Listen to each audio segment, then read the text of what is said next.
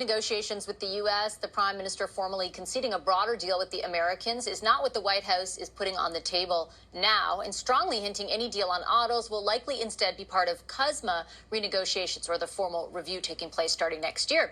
There's also some new developments at this hour on that sector to share with you. Sources confirmed to CTV that the feds will limit tariff-free vehicle imports by Stellantis and GM after the two companies announced limiting or ending some Canadian production in favor of U.S. expansion. That news was first reported by the CBC. What to read into it all? Let's bring back our front bench, Christy Clark, Marco Mendicino, James Moore, and Tony Clement. Marco, I'll start with you just on that decision around Stellantis and GM, first of all, because that's been huge news over the past 2 weeks, in particular where Stellantis is concerned, because they were explicit. We're moving this production of the Jeep Compass to the U.S., creating 3,000 jobs, investing $14 billion south of the border, and it's not going to happen in Brampton anymore. How significant do you view this move by the feds?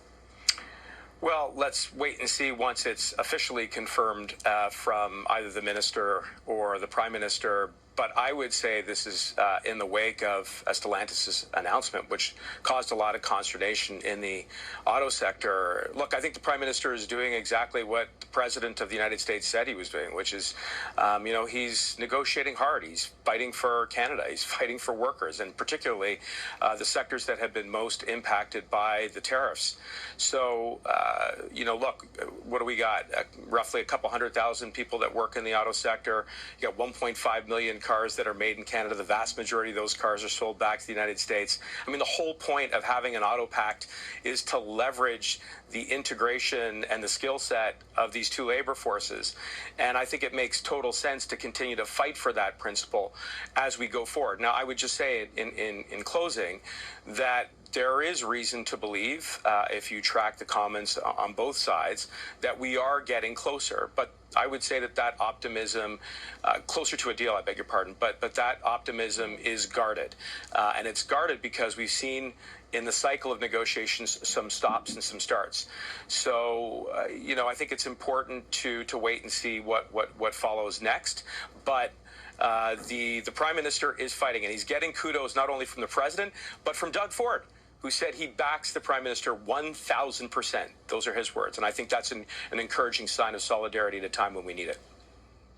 I think what was also interesting in the comments from the Prime Minister, Tony, around formally saying this is what they're looking for. They're looking for sector by sector and we've talked about how that has become more obvious over the past few weeks, but it also made me think about what that means for CUSMA, right? If the Americans have very little interest in broad-based negotiations that encompass everything, this may be what we feel is already a bad situation, could get a lot worse next year. Yeah, let's be clear. And President Trump has been clear. He wants the entire auto sector in the United States of America. He's been very clear on that. All of his activities and actions by his administration further that goal. The Stellantis decision furthers that goal. So that's what we're up against, folks. And, I was part of the rescue of the Canadian auto sector back in 2008.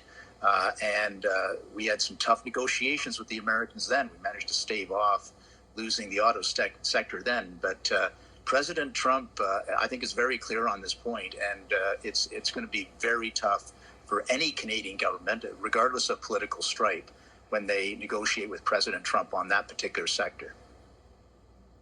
Yeah, where does that leave us, I guess? Because I agree with Tony, Christy.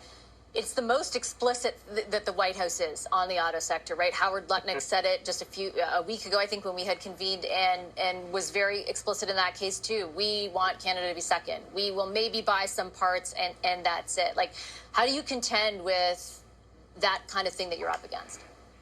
Well, you asked the question, Vashi, is this significant? I think the question is it significant or is it just necessary? And what watching this from British Columbia, you say, having done some of these kinds of negotiations myself, I would say, look, when you're dealing with a very, very big, much more powerful partner, you've got to give them something along the way. And this is not where Canada wants to be.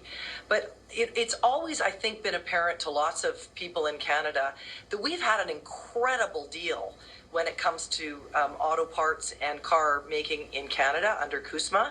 It's been great for Canada, but it's always been something that has been threatened again and again throughout our relationship with the United States. So not surprising that this is what President Trump is doing.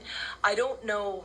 I don't see a path to trying to stop this, except to say, I guess to take the route that Prime Minister Carney is taking, which is to accept these incremental decisions one by one and hope that it continues to make the case to President Trump that we are steady partners, that we are going to do our very best to get this settled, and that we're going to try and get this done in a way that's as amicable as possible between our two countries. I mean, we don't have a lot of other choices here, and it stinks. It's terrible for people, and particularly in Ontario.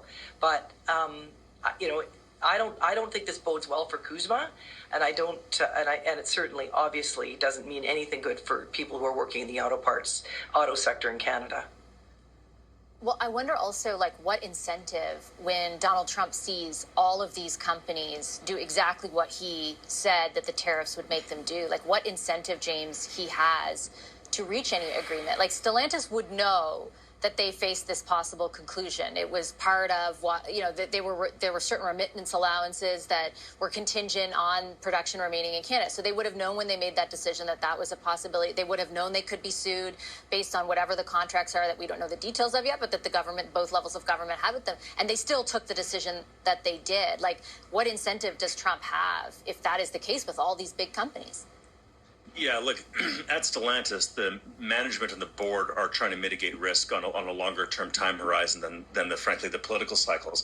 You take Donald Trump out of the picture, and the reality is that if you look at the steel industry in Pennsylvania, the auto industry in the state of Michigan, in 2012 and 2016 and 20 and 24 and probably 28 and probably 2032, those are going to be two swing states in the Electoral College for a very long time. And so the politics around auto jobs and the repatriation of those investments and those mandates into those factories into Michigan are going to be pure politics in both the Republican and Democratic parties in the steel industry in Pennsylvania as well. So the long-term play here for Canada is going to be a challenging one. But also for the Americans is that if all they're trying to do is repatriate the manufacturing and the final assembly of auto jobs into the United States, at some point you reach full capacity in the United States and you need to turn around and engage the world and sell those cars.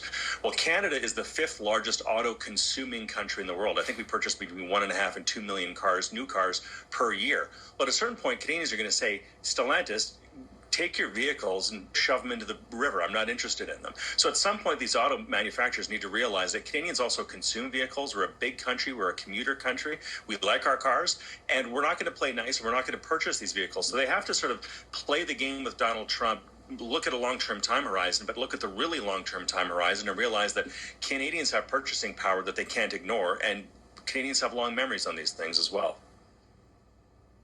That's right. Okay, I got to leave it there. I'm out of time. Thanks, everyone. Really appreciate it. Go Jays, go. How could we can't? We can't. The truly Canadian message of the evening. Yeah. I was at that game 7. It was You're insane. very lucky. So go Jays, go. Well, if you have another 20 grand, you can take all of us to game 1 on Friday. Thanks, everyone. Appreciate it. Our front bench: Marco Mendicino, James Moore, Christy Clark, and Tony Clement.